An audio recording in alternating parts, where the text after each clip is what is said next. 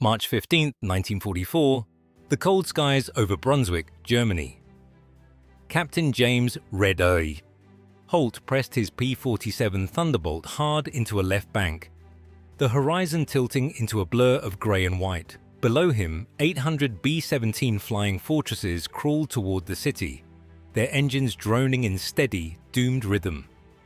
Each bomber carried 10 young Americans and enough high explosives to erase a city block. Somewhere ahead, beyond the faint shimmer of contrails, the Luftwaffe waited.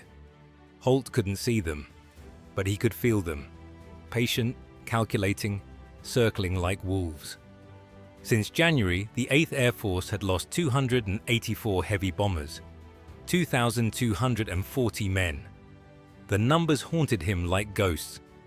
Every time a fortress limped behind formation, Holt knew what came next. Yesterday, he'd watched 6 Fokker-Wulf 190S swarm a crippled B-17 named Memphis Belle II. It lasted 43 seconds. The sky burned, then went silent. Holt had screamed into the radio, "Hang on, we're coming!"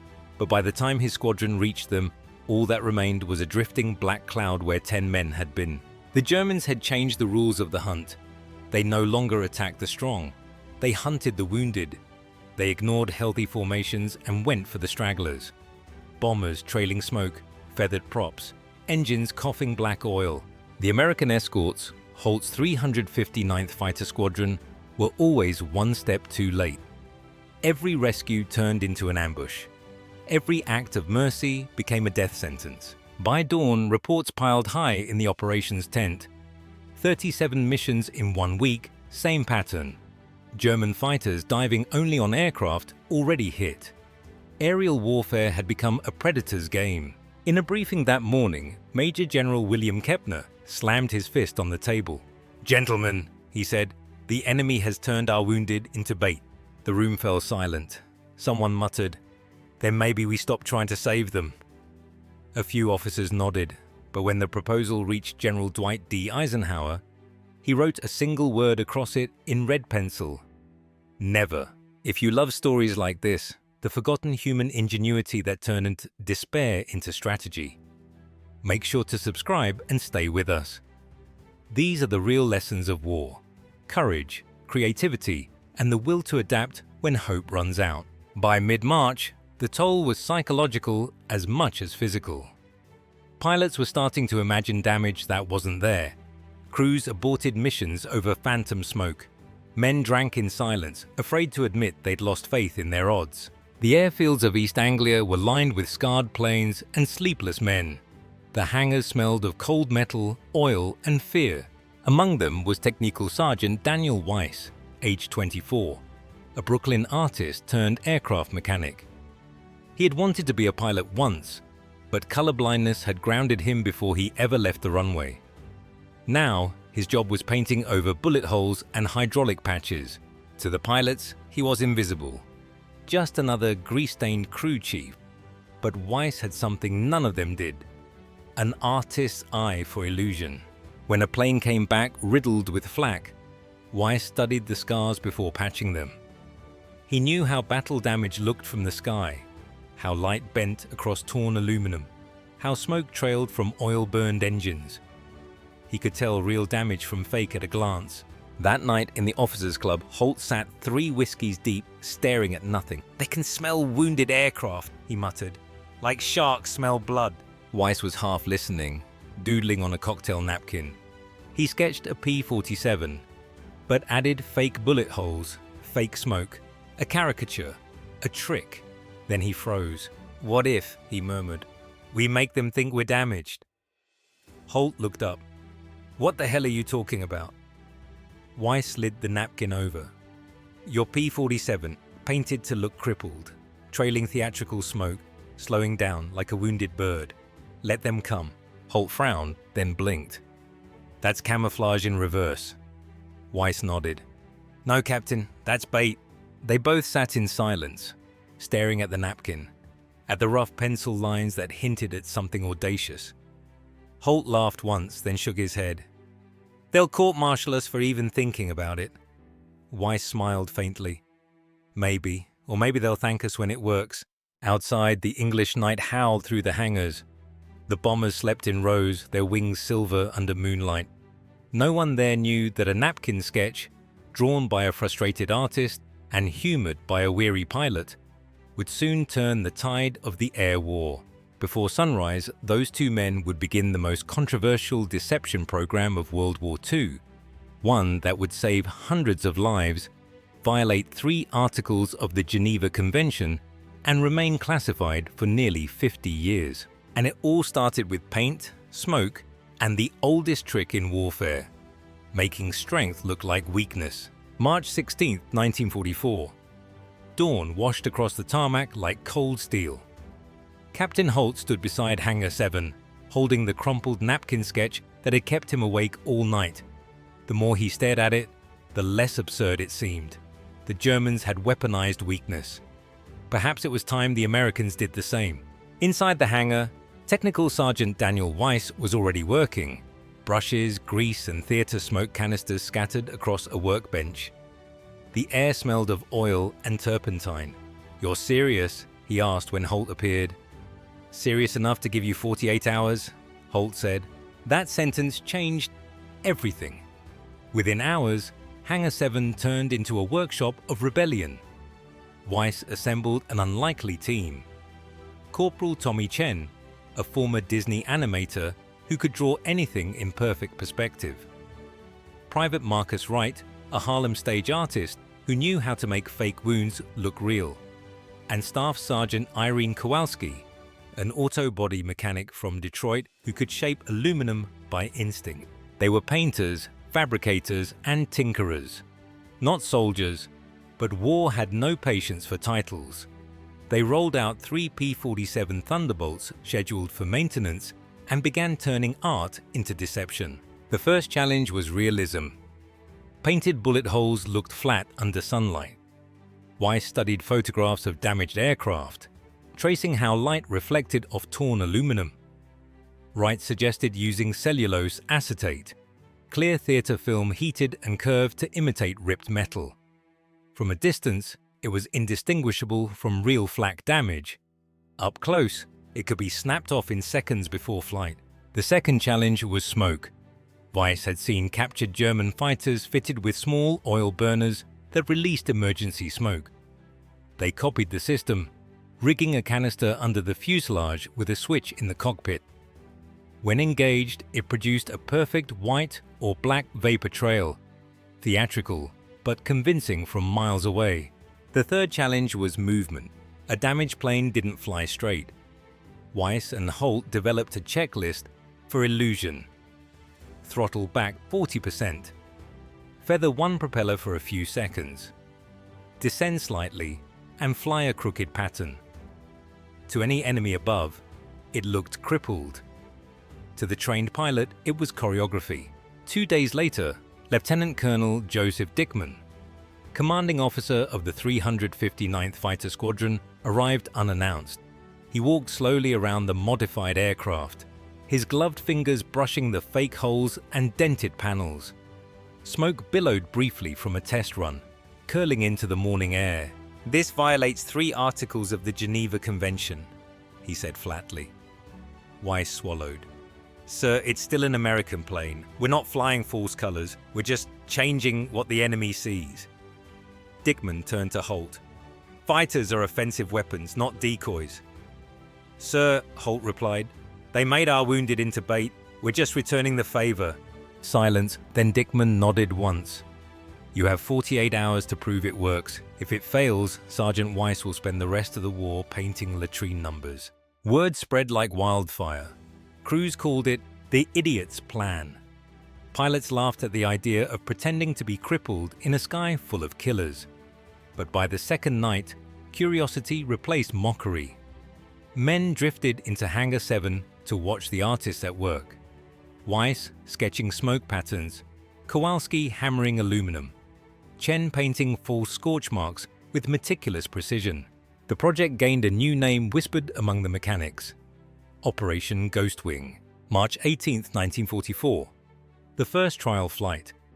Holt climbed into the modified P-47, its wings painted with false shrapnel holes. Weiss stood below, clipboard in hand.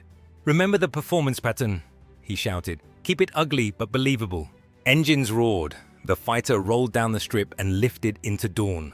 From the tower, observers watched as Holt throttled back, trailing black vapor and losing altitude. To the untrained eye, it looked wounded, swaying, limping through the air. Then at Weiss's signal, the smoke stopped, the plane leveled, and the illusion vanished. The men below gasped. Dickman lowered his binoculars slowly. "It works," he said. "God help us, it actually works." Over the next 2 days, the 359th practiced formation patterns. 3 fake damaged aircraft flying behind the bomber stream. 8 real fighters circling high above. Weiss recorded every maneuver, every puff of smoke, every illusion of weakness. By the end of the week, skepticism turned to anticipation. Rumors reached neighboring squadrons. One colonel from the 56th Fighter Group drove over to see the miracle himself. He watched 3 Thunderbolts wobble through the sky like broken birds, while unseen hunters circled above in ambush formation. When the demonstration ended, he simply said, "If this is madness, it's the kind that wins wars." For Weiss, it wasn't about glory, it was about redemption. He'd spent months patching bullet holes on planes that never returned. Now, with brushes and smoke, he might be saving lives before a single shot was fired. That night, as he cleaned his paintbrushes, Holt approached him quietly. "You realize, Sergeant, if this fails, they'll hang us for it." Weiss smiled faintly. "Then we'd better make sure it doesn't fail." Outside, the wind howled across the runway, rattling loose tin and empty fuel drums. Inside Hangar 7, 3 Thunderbolts gleamed under work lights, not weapons of steel and fire, but weapons of illusion, waiting for their moment to hunt the hunters. March 22nd, 1944. The air over Germany shimmered with sunlight and contrails.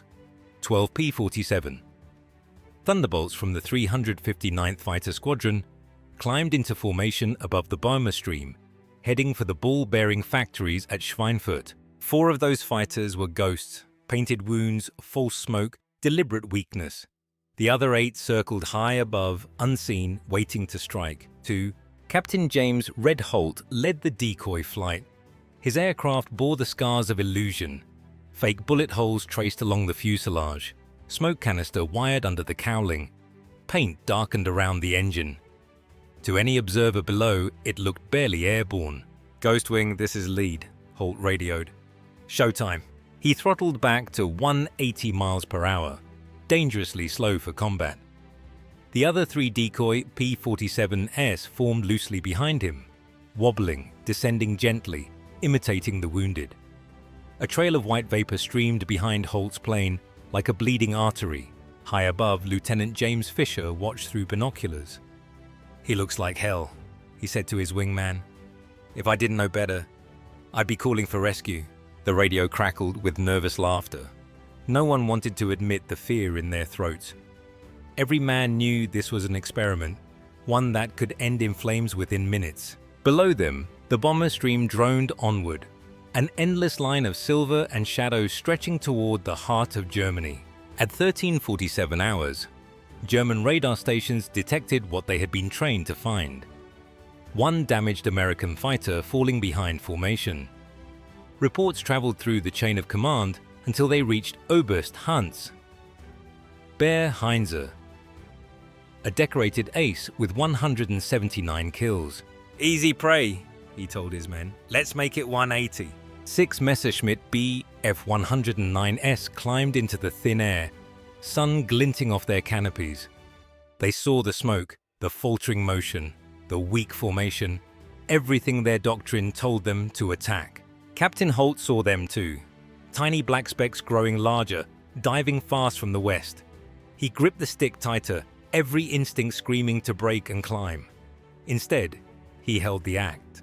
The German leader radioed, "Target wounded, engage."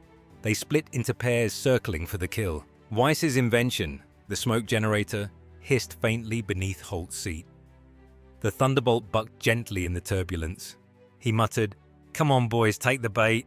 From 10,000 feet above, the hunter element waited. 8 Thunderbolts positioned in a halo of sunlight. Fisher called over the radio. Targets confirmed, 6 bandits closing, hold steady red. Holt exhaled slowly. Copy that. The Messerschmitts descended, their engines screaming. The first burst of 20 mm cannon fire flashed across the sky, tracers cutting through the vapor trail. Holt flinched but stayed in character, banking lazily as if wounded. Now, Fisher's voice crackled. Holt slammed the throttle forward. The smoke cut off. The crippled bird roared to life. A 500 horsepower resurrection. The fake panels tore away in the slipstream. At that same instant, 8 thunderbolts dropped from the sun. Machine guns flared in synchronized bursts, the air filling with the sharp staccato of .50 caliber fire. One German fighter disintegrated instantly, wings shearing apart. Another spiraled down, trailing black smoke that looked eerily like Holt's own decoy vapor. The remaining Messerschmitts broke in panic, their formation collapsing. But there was no escape. The hunters had become the hunted. Holt banked sharply, diving behind a fleeing enemy and pulling the trigger. 3 short bursts. The Bf-109 exploded in a bloom of flame, fragments scattering across the bright afternoon sky. "Scratch one," Holt said quietly. Within 90 seconds, the fight was over. 4 German fighters destroyed, 1 crippled, 1 escaped. American losses, 0. On the ground, analysts would later replay the gun camera footage over and over.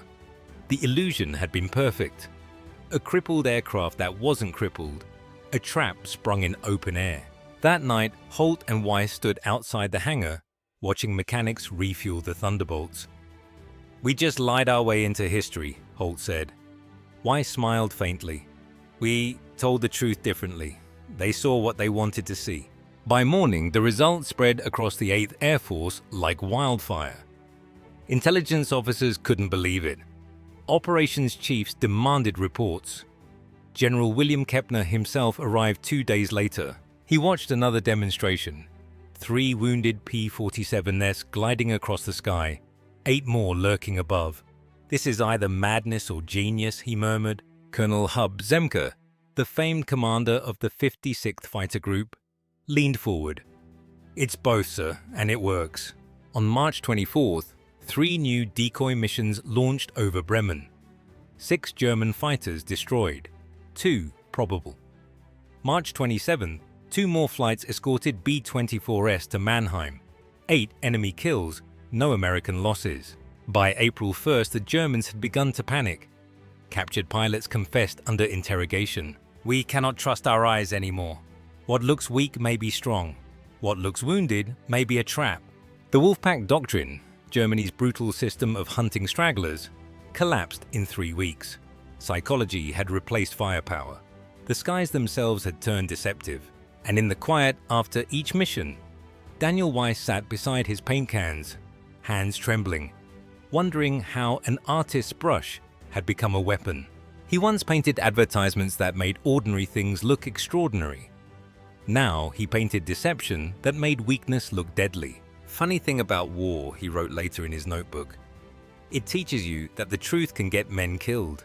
Sometimes a lie saves them." By April 1944, the sky over Europe had changed. The Luftwaffe's famed Wolfpacks were no longer hunting. They were hesitating. Squadrons once feared for their aggression now circling nervously, second-guessing every smoke trail they saw. What had begun as a secret experiment in a single squadron was becoming a doctrine that no one dared name out loud. At Bodney Airfield, England, Major General William Kepner stood before a chalkboard filled with casualty charts. Red lines that had once climbed like mountains were now leveling off. "Gentlemen," he said, "we are killing fewer Germans, but we are also burying fewer Americans. That's progress." Across the hangar, Daniel Weiss wiped grease from his hands. The paint under his fingernails had become a badge of strange honor. Mechanics from other units now visited his hangar to learn the trick. He didn't call it that. He called it visual psychology. Each week, new variations appeared. Fake oil leaks painted beneath engine panels. Flak holes recreated with shadowed outlines. Detachable smoke vents refitted for other fighter models. Crews began to compete over whose fake damage looked most convincing. One pilot even had Weiss stencil the words "Help me" in faded grey beneath his wing, visible only from above. Colonel Hub Zemke arrived one afternoon with a grin. "You've turned art school into a weapons lab, Sergeant." Weiss looked up. "Sir, I just show people how to lie better." Zemke laughed. "Then teach them fast. Command wants every group briefed within a month." Within days, the deception program went airborne across the 8th Air Force. Squadrons from the 56th, 352nd, and 364th Fighter Groups arrived to train under Weiss's guidance. The hangar echoed with strange new orders. "Paint me something desperate. Make it look like she's dying. Add another trail of smoke. Too clean means healthy." Pilots who had once mocked the idea now swore by it. "We used to fight for altitude," one said. "Now we fight for believability." As tactics spread, so did results. Between March 22nd and April 15th, bomber losses across Germany dropped nearly 50%. Survival rates for damaged aircraft jumped from 27% to 73%. Decoy-equipped squadrons claimed 40 confirmed kills in 30 days, an unprecedented record, but not everyone approved. In a London operations meeting, legal officers argued the scheme violated the Hague Convention. "We are using false distress signals," one protested. Kepner's reply was ice cold. "The enemy turned our wounded into bait. We are simply using their rules better than they did." Behind closed doors, debates raged. Was this innovation or immorality? Was deception the same as dishonor? But for pilots like Holt, the moral calculus was simple. If lying keeps 10 men alive, it's not a sin. It's a duty. One April morning, the 359th launched a large-scale operation. 12 bombers to Leipzig, covered by decoy flights on both flanks. German radar lit up instantly. Enemy fighters scrambled, but none could tell which targets were real. Some attacked genuine bombers and were destroyed by ambush. Others avoided stragglers entirely, letting wounded aircraft limp home unchallenged. Psychology had done what armor and firepower could not. It made the enemy afraid to trust his eyes. That evening, in the Bodny mess hall, Holt raised a glass. "To Daniel Weiss," he said, "the only man who ever won a dogfight with a paintbrush." Laughter rolled through the room, but Weiss shook his head. "Don't thank me. Thank the Germans. They taught me what fear looks like." Outside, twilight spread across the English countryside. The air smelled of spring and gasoline. Weiss walked alone between the parked Thunderbolts, fingertips brushing cold aluminum. Every painted scar, every smudge of soot, was a lie designed to save lives. He thought of the first bomber he'd ever seen fall, the burning spiral, the tiny parachutes that never opened. He thought of how helpless he'd felt then, an artist in a mechanic's jumpsuit, and he realized that deception, for all its ugliness, was mercy in disguise. In May, orders arrived from headquarters. All 8th Air Force fighter groups are to maintain one squadron trained in decoy engagement tactics. It had become official. The paint trick was now doctrine. Reporters were forbidden to mention it. Mission logs were classified. But word spread anyway. Whispered across airfields, carried home in letters. Families wrote to pilots. "Heard you're flying Ghost now. Heard the Germans don't know what to shoot at anymore." The legend grew faster than the truth. In Germany, captured airmen began confessing their frustration. Lieutenant Klaus Hartmann, downed near Bremen, told interrogators, "We cannot tell which planes are real anymore. The weak might kill us. The strong pretend to die. We are fighting phantoms." Those words were circulated among Allied command. They were more powerful than any statistic. Fear had flipped sides. By summer, even the Royal Air Force adopted the technique. The Mediterranean theater followed. The deception became a theater-wide operation, unacknowledged but unstoppable. Still, Weiss refused promotion. "I'm a painter," he said simply. "I just changed the canvas." Late one night, he sat alone in the empty hangar, cigarette glowing faintly.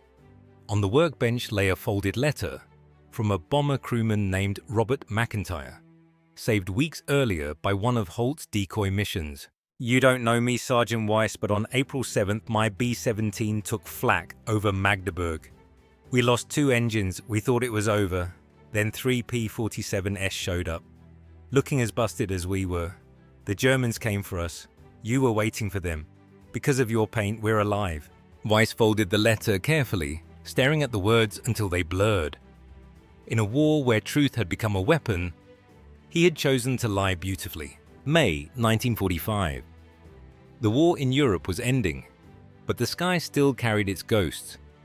Thin contrails fading above green fields, wrecked hangars, and silence that felt heavier than gunfire. At Botany Airfield, Captain James "Red Dead City" Holt stood beside his P-47 for the last time. The fake bullet holes had been washed off, the smoke canisters removed, and the paint restored to clean olive drab. It looked like an ordinary airplane again, but Holt knew better. This machine had once pretended to be weak, and in doing so, it had been stronger than any weapon he'd ever flown. Across the base, Technical Sergeant Daniel Weiss was packing brushes and sketchbooks into a small canvas bag. The war had given him no medals, only a citation locked away under the words "Classified Research Contribution." He didn't mind. "I'm going back to painting houses," he joked to Holt, who grinned back. "You never painted houses, Sergeant," Holt said. "You painted fear." In the months that followed, official records told a story numbers could barely contain. Between March 22nd and May 8th, 1945, decoy-equipped squadrons claimed 247 confirmed kills, the highest tactical success rate of any innovation in the European air war. Bomber survival improved dramatically. Hundreds of men made it home because German pilots had stopped trusting their eyes. Historians would later call it the first successful use of psychological warfare in aerial combat. Weiss never called it that. To him, it was simply art with consequences. He returned to Brooklyn that summer. The deli where his parents once worked had closed. The city buzzed with victory parades and neon lights. But when reporters asked about his wartime service, he only said, "I fixed airplanes." In 1989, a young historian finally found him. Grey-haired, quiet, living in a small apartment lined with paintings. On one canvas, a thunderbolt climbed through clouds streaked with smoke.